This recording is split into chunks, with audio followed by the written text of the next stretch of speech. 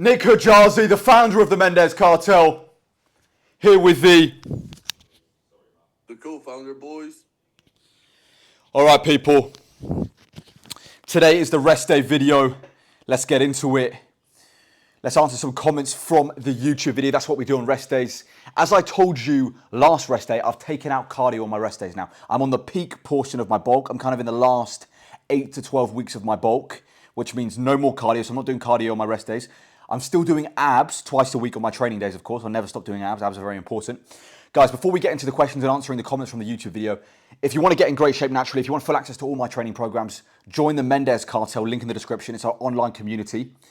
And if you're interested in one-to-one coaching and want a more personalized approach from us, go to my Instagram and DM the word cartel, and we can get started with one-to-one coaching. All right, people, let's get into the first question. Let's get to work. All right, first question is from Elite Pro Ali. Looking great, man. How much sets per muscle group you doing?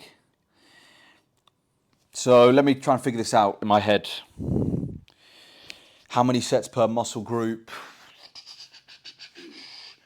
On average, the average amount of sets I do per muscle group, so I would say around 15 sets per muscle group. Yeah, around 15 sets a muscle group. What about you, co-founder? How many do you do? Think about it. On average, how many sets per muscle?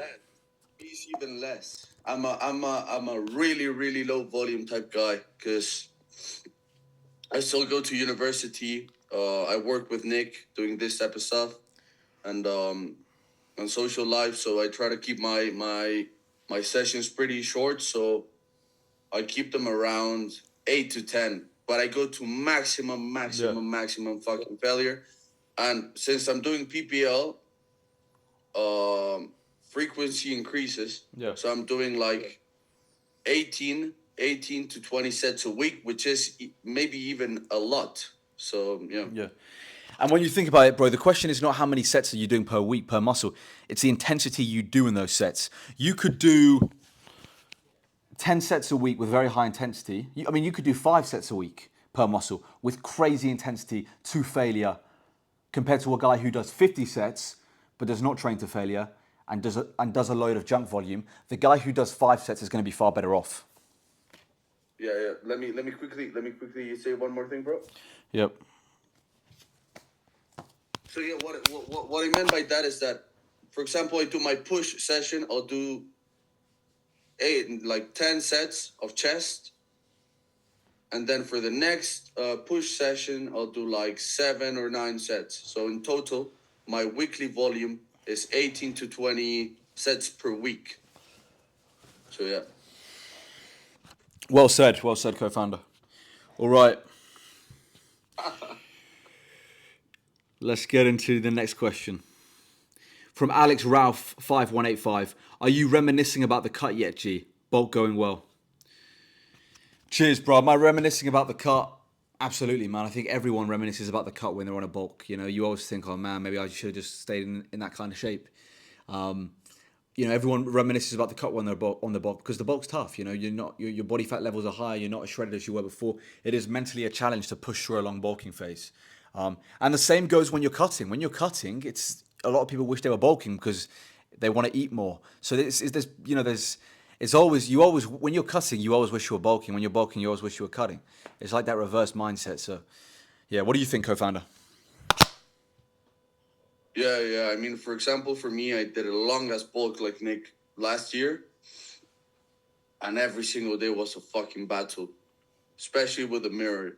Because when you bulk, I mean, you are improving the most, you're at your strongest, but it's just like you only enjoy those 2 to 3 hours at the gym you spend. But besides that, your life is just not the nicest, you know? You look fatter, your face looks fucking fat. So you're getting better, but you can't see it. So you have to be really tough mentally when you're on a bulking phase. Facts. More so than in a cut, I'd say. Facts. Your mentality on a bulk is extremely important. That's a fact, man. It's tough. It's not easy, and that's why a lot of people end bulks early. Very few people have the mentality to persist through a long bulk. Very few. It's a mental war. All right, third question. From Goku Solus XN9BJ. Brother, as a fellow soldier in the Natty Crusade, I was wondering if you have any advice.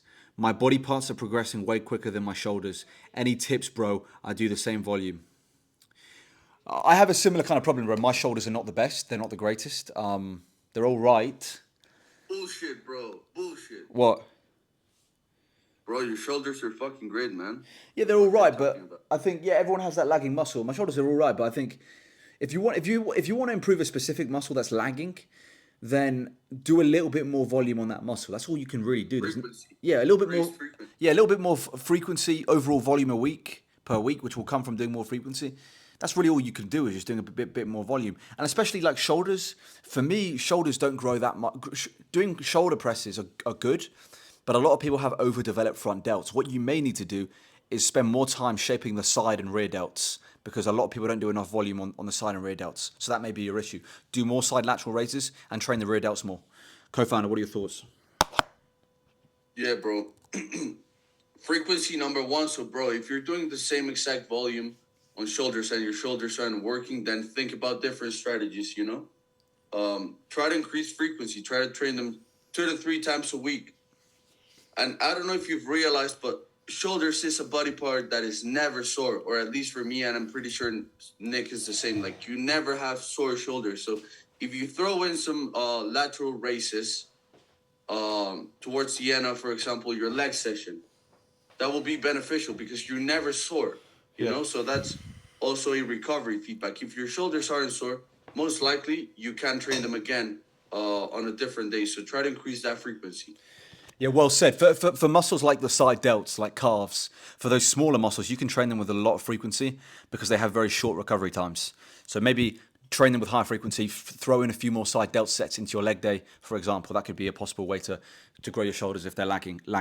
All right, final question to wrap up this rest day. How bad is your sleep? This is from Annoyed Globe SF9Y9Yo. How bad is your sleep? How many hours? And is it broken? I'll let the co-founder answer this one. That's a good fucking one. Co-founder, you take it, man.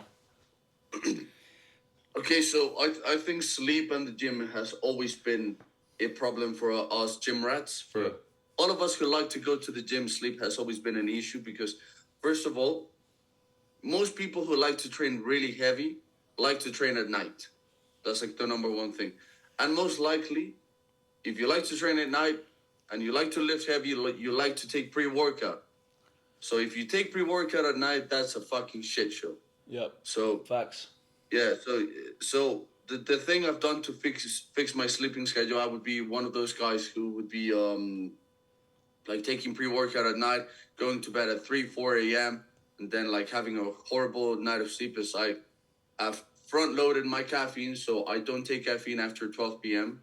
and then I go to bed really early and I try to get my sessions in earlier in the day just to have that sleep in place because if you sleep well, sleep can become like steroids, literally. Yeah. Sleep is, in my opinion, the number one factor for strength. Right. If you don't sleep well, you lose so many reps.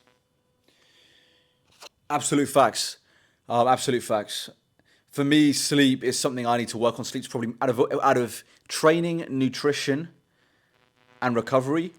My recovery, which is mainly comprised of sleep, is my worst out of those three. I train very hard, I eat my food, I get my meals in, but the one thing I've always struggled with is a consistent sleeping schedule. And sleep, like the co-founder just said, it's like being on steroids, it's like being enhanced. A good night's sleep is like it's like banging some tren. It's like banging some growth. Like you literally feel like a different human being. Try going to the gym off a bad night's sleep compared to going to the gym off a good night's sleep. The quality of intensity of execution, the sessions, your ability to push harder, you just feel way better. You're able to focus more. Sleep is so important. And I'm a guy that has, I've neglected sleep. I've underslept. I really need to tune in. Out of all the things I do, sleep is the one thing I need to focus on most. But that is the video, guys. Thank you very much for watching. Let's do the quick thumbnail. Quick little thumbnail.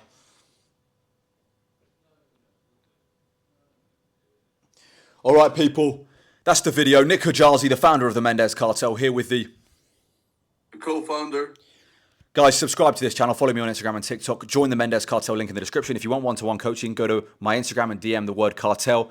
And as always, people, Long live King Charles III, and God bless Sir Winston Churchill.